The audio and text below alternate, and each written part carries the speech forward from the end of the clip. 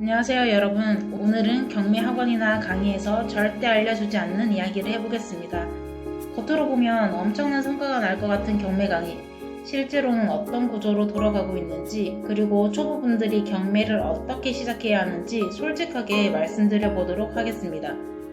첫 번째, 진짜 좋은 물건은 가르쳐 주지 않습니다. 보통 우리가 경매를 접하는 경로가 유튜브, 블로그, 인스타 이런 SNS인데요. 제가 그런 내용들을 보면 주식 리딩방에서 종목 추천해주는 느낌이 듭니다.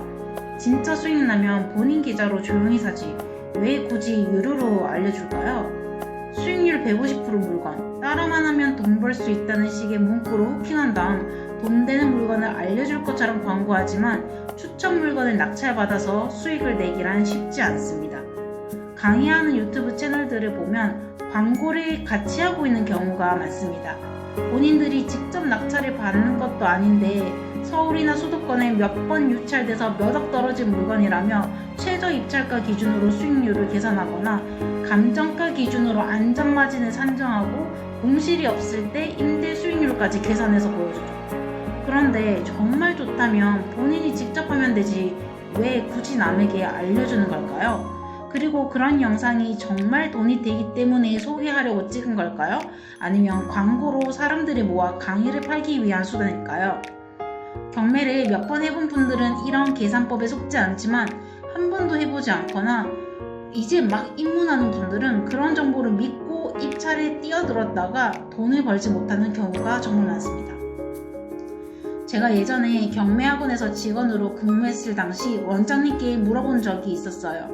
원장님, 이번 영상 물건 괜찮은 것 같은데 제가 입찰해봐도 될까요? 돌아온 대답이 예상이 되시나요? 매니저님, 유튜브 찍으려고 급하게 찾은 물건이에요. 그러니 다시 조사하고 현장도 체크하셔야 할 거예요. 이 물건이 돈이 된다는 장담은 못합니다. 라고 말했죠.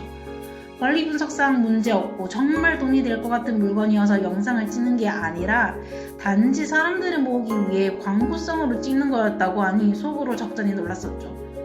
그리고 많은 회원님들의 사례를 보면서 좋은 물건이 많이 유찰되었다고 한들 그 가격에 낙찰을 받는 경우는 거의 없고 내 눈에도 좋아 보이면 남들 눈에도 좋아 보이기 때문에 오히려 시세보다 높게 낙찰되는 경우가 더 많다는 것도 경험했습니다.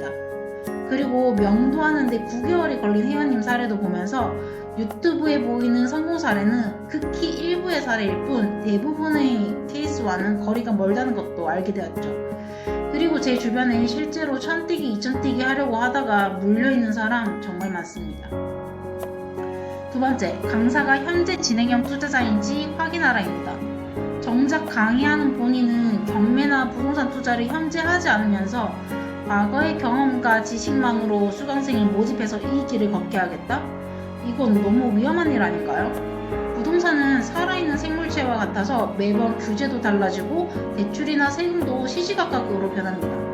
그리고 이제는 정보가 공유돼서 부동산의 흐름도 더 빨라졌고요.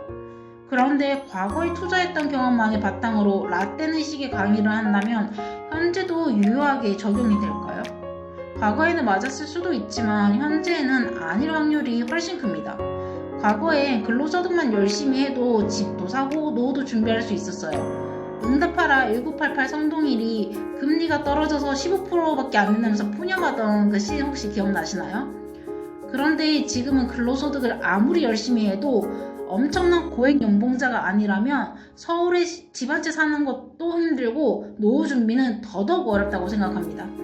그래서 주식, 비트코인, 부동산 투자 등 이런 것들이 필수로 하는 시대가 됐는데 경매 입문자 또는 부동산 투자를 처음 하는 사람은 단 첫 한 번의 실수, 이 한 번의 몰림이 경매계를 영원히 떠나게 할 수 있어요.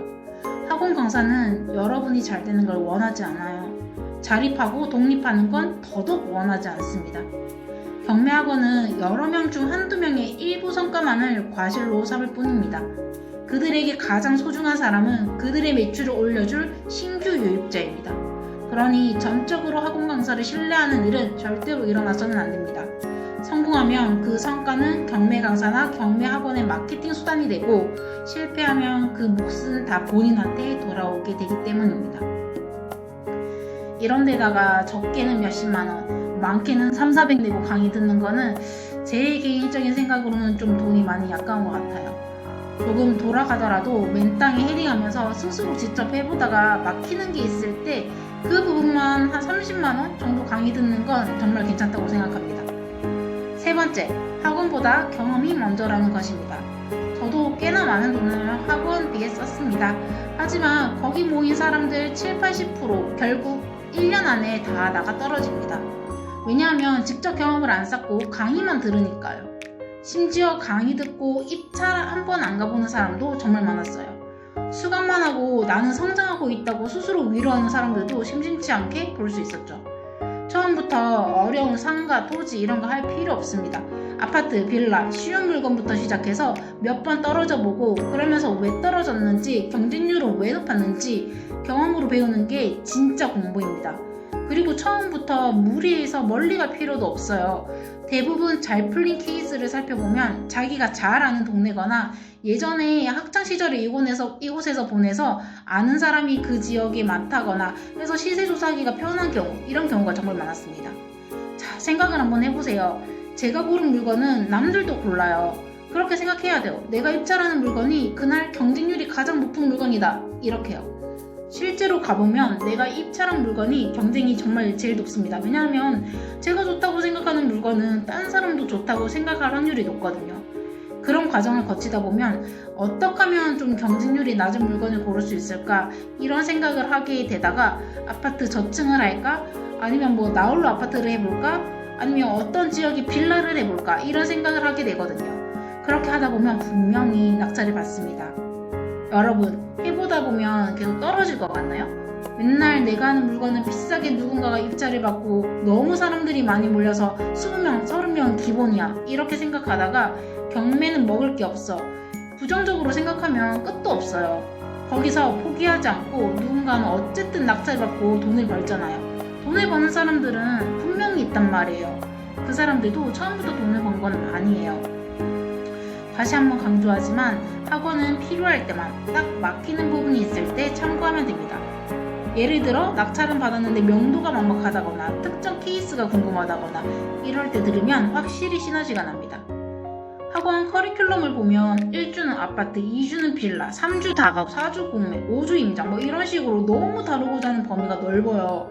아니, 빌라만 해도 정말 공부할 게 많은데 이걸 한 주에 끝내겠다?